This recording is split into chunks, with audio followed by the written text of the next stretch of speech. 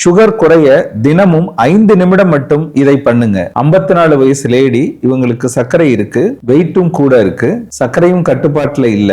அவங்கள்ட்ட நாங்க சொல்றப்ப நீங்க தினமும் வாக்கிங் போகணும், அப்பதான் வெயிட்டும் குறையும் சர்க்கரையும் குறையும் அப்படின்னு ஒவ்வொரு முறையும் சொல்லுவோம். ஆனா அவங்க மாத்திரை கொடுங்க சார், எனக்கு வாக்கிங் எல்லாம் வேண்டாம் அப்படின்னு மறுத்துக்கிட்டே வருவாங்க. ஒரு முறை ஏன் வாக்கிங் போறதுல உங்களுக்கு என்ன சிரமம் அப்படின்னு கேட்டேன். அவங்க ரொம்ப அழகா சொன்னாங்க, 2 பிரச்சனை சார். ஒன்னு, நான் வீட்டை விட்டு வெளியே போக மாட்டேன் சார். ஹாஸ்பிட்டலுக்கு வர்றதோட சரி, பெரும்பாலும் எங்கேயும் நான் வெளியே போக மாட்டேன். அதனால தினசரி வாக்கிங் போகலாம் எனக்கு ஒரு மாதிரி சங்கடமா இருக்கு. 2வது, தெருவுல நாய் அதிகமா இருக்கு, அதனால வாக்கிங் போனா கடிச்சிருமோன்னு எனக்கு பயமா வேற இருக்கு அப்படின்னு சொன்னாங்க. சரி, வீட்டுக்குள்ளே என்ன பண்ணலாம் அப்படின்னு நீங்க சொல்லுங்க அப்படின்னு கேட்டாங்க. அவங்களுக்கு சில பயிற்சிகள் நாங்க சொல்லி கொடுத்தோம். இப்ப அவங்களுடைய சர்க்கரையோட அளவும் கட்டுப்பாட்டுல இருக்கு, வெயிட்டும் கண்ட்ரோலா இருக்கு. அது என்ன பயிற்சி அப்படிங்கறத பத்தி இந்த வீடியோல நான் உங்கள்கிட்ட பேச போறேன். நான் டாக்டர் மணிவண்ணன், ஸ்ரீ பார்வதி சர்க்கரை நோய் மருத்துவமனை, காரைக்குடி. சர்க்கரை மக்களுக்கு முக்கியமான வீடியோக்கள்ல இதுவும் ஒண்ணு. அதனால ஸ்கிப் பண்ணாம பாருங்க, சப்ஸ்கிரைப் பண்ணி பாருங்க. Facebookல பாக்குறவங்க ஃபாலோ பண்ணி பாருங்க. நம்ம சேனல்ல இருக்கிற ஜாயின் பட்டனை அழுத்தி பங்களிப்பு செய்த அனைவருக்கும் என் நெஞ்சார்ந்த நன்றி. சர்க்கரை கட்டுப்பாட்டுல வரணும்னா 4 விஷயங்கள் ரொம்ப முக்கியம். 1, உணவு கட்டுப்பாடு. 2வது, தொடர்ச்சியா மாத்திரை சாப்பிடணும். 3வது, 3 மாதத்திற்கு ஒரு முறை ரத்த பரிசோதனை செஞ்சு சர்க்கரையோட அளவு கட்டுப்பாட்டுல இருக்குதா அப்படின்னு பார்த்து மாத்திரையில மாற்றம் பண்ணணும். 4வது, நடைப்பயிற்சி அல்லது உடற்பயிற்சி. இந்த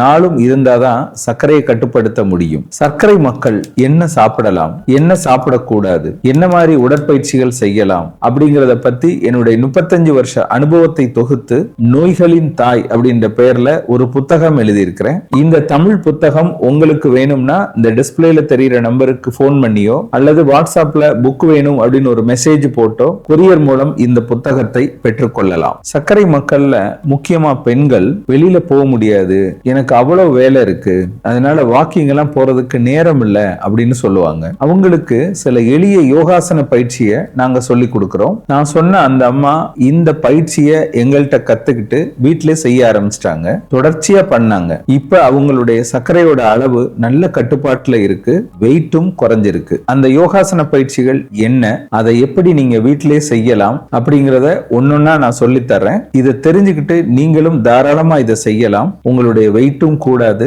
உடலும் நல்ல ஆரோக்கியமா இருக்கும், சர்க்கரையும் குறையும். இந்த பயிற்சியை தொடங்குறதுக்கு முன்னாடி உங்க 3 மாச ஆவரேஜ் சர்க்கரையோட அளவையும் பார்த்துக்கோங்க. கடைசியா பார்த்த உங்க சர்க்கரையோட அளவு என்ன அப்படின்னு கமெண்ட்ல சொல்லுங்க. நீங்க யோகாசன பயிற்சி பண்றீங்களா அப்படிங்கறதையும் சொல்லுங்க. இந்த யோகாசனத்துல முதல்ல வர்றது வஜ்ராசனம். முழங்கால நல்லா மடக்கி தரையில உட்காருங்க. 2 கால்களையும் பின்னால் நீட்டியபடி குதிங்காலின் மேல உட்காருங்க. முதுக நேரா வச்சுக்கோங்க. 2 கைகளையும் உங்க தொட மேல வச்சுக்கோங்க. மெதுவா மூச்சு விடுங்க. ஆரம்பத்துல 30 செகண்ட்ஸ், அதாவது 30 வினாடிகள் இருங்க. பழக பழக இது 2லிருந்து 5 நிமிஷம் வரைக்கும் இருக்கலாம்.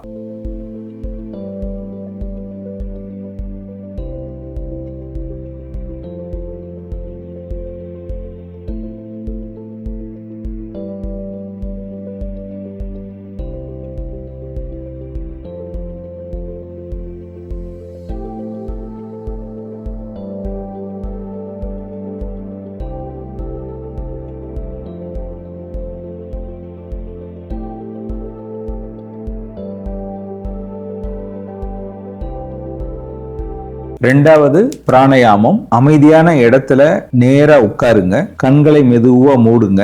மூக்கு வழியா நல்ல மூச்சை உள்ள இழுங்க.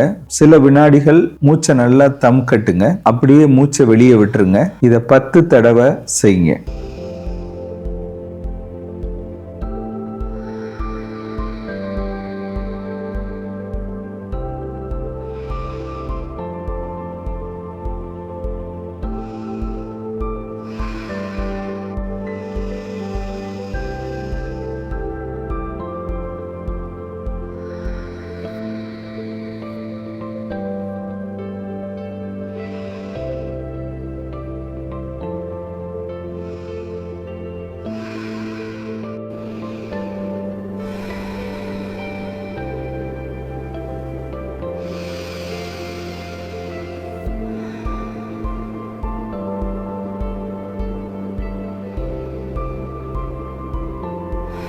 மூன்றாவது மண்டுகாசனம். முதல்ல வஜ்ராசன நிலையில உட்கார்ந்தீங்கல்ல, அந்த மாதிரி இதுல உட்காருங்க. 2 கைகளை இந்த மாதிரி பிடிச்சுக்கோங்க. இந்த முட்டிய அப்படியே வயிற்றுக்கு பக்கத்துல வைங்க. அப்படியே முன்பக்கம் மெதுவா குனிங்க.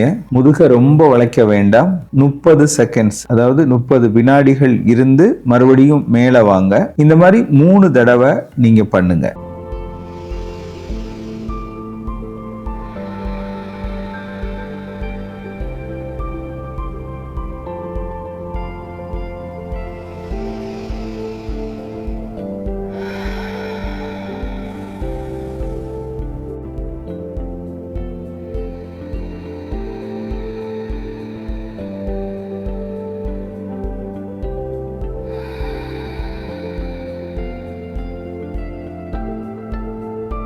அடுத்து அர்த்த மச்சேந்திராசனம். இந்த மாதிரி தரையில 2 கால்களையும் நீட்டி உட்காருங்க. வலது காலை மடக்கி இடது காலுக்கு வெளிப்புறம் வைங்க.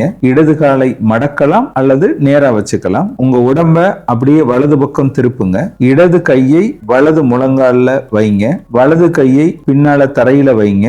30 வினாடிகள் வச்சிருந்துட்டு மறுபடியும் பழைய நிலைக்கு வாங்க. இதையே இந்த கால் பக்கமும் செய்யுங்க.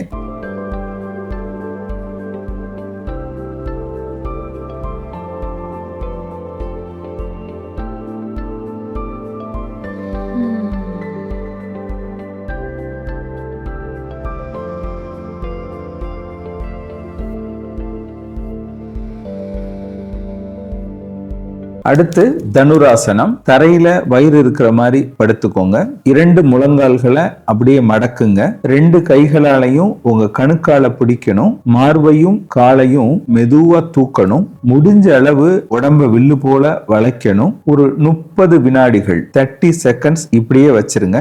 அதை மெதுவா விட்டுருங்க. இந்த மாதிரி 3 தடவை செய்யுங்க.